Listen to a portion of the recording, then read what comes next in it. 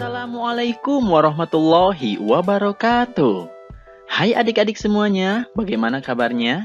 Semoga semuanya dalam keadaan sehat dan tetap semangat belajar ya. Sebelum kita memulai video ini, marilah kita berdoa bersama-sama. Bismillahirrahmanirrahim. Dalam video kali ini, kita akan membahas tentang ketentuan sholat jamak. Di dalamnya akan dibahas tentang pengertian sholat jamak, macam-macamnya, dan syarat diperbolehkannya. Kita akan membahas tentang pengertian sholat jamak. Sholat jamak adalah sholat fardu yang dikumpulkan atau digabungkan. Jamak sendiri maksudnya adalah kumpulan. Jadi, maksudnya adalah menggabungkan dua sholat fardu dan mengerjakannya dalam satu waktu. Hukum dari sholat jamak adalah boleh bagi orang yang berada pada kondisi darurat, seperti ketika dalam perjalanan jauh. Dalam sebuah hadis disampaikan, dari Anas radhiyallahu an, ia berkata, apabila Nabi Muhammad SAW hendak menjamak antara dua sholat ketika dalam perjalanan, beliau mengakhirkan sholat zuhur hingga awal waktu asar. Kemudian beliau menjamak antara keduanya. Hadis riwayat Muslim.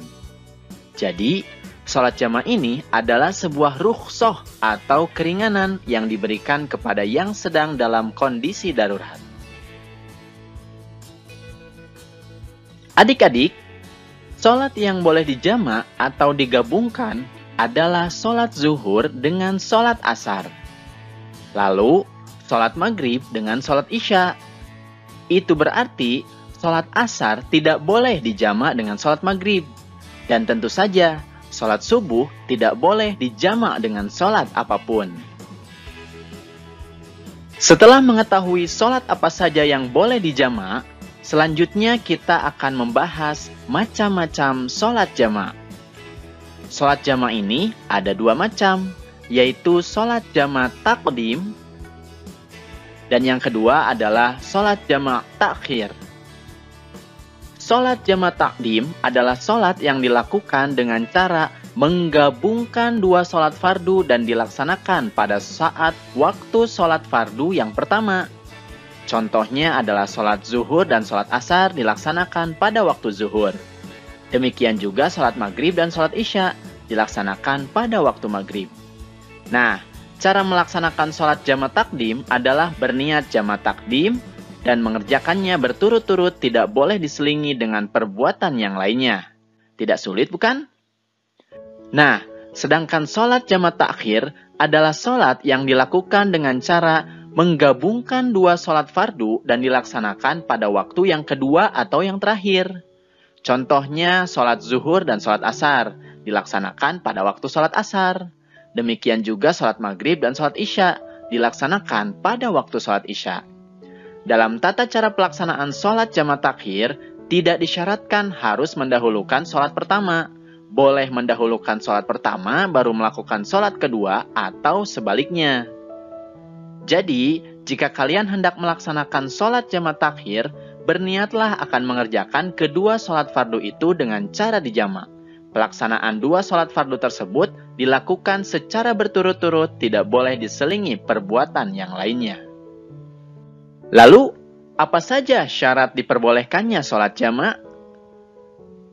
Yang pertama adalah pada saat sedang melakukan perjalanan jauh.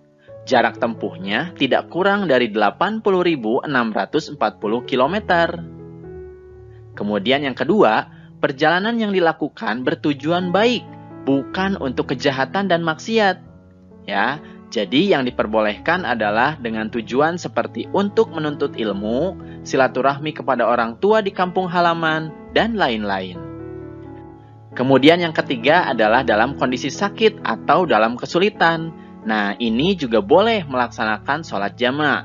Misalnya, seseorang akan menjalani operasi yang membutuhkan waktu lama untuk sadar kembali dan khawatir sholatnya tertinggal.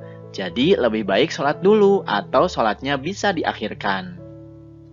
Nah, kemudian yang keempat, berniat menjamak ketika takbiratul ihram. Nah, ini adalah syarat untuk melaksanakan sholat jamaah. Alhamdulillahirabbil alamin. Materinya sudah selesai. Assalamualaikum warahmatullahi wabarakatuh.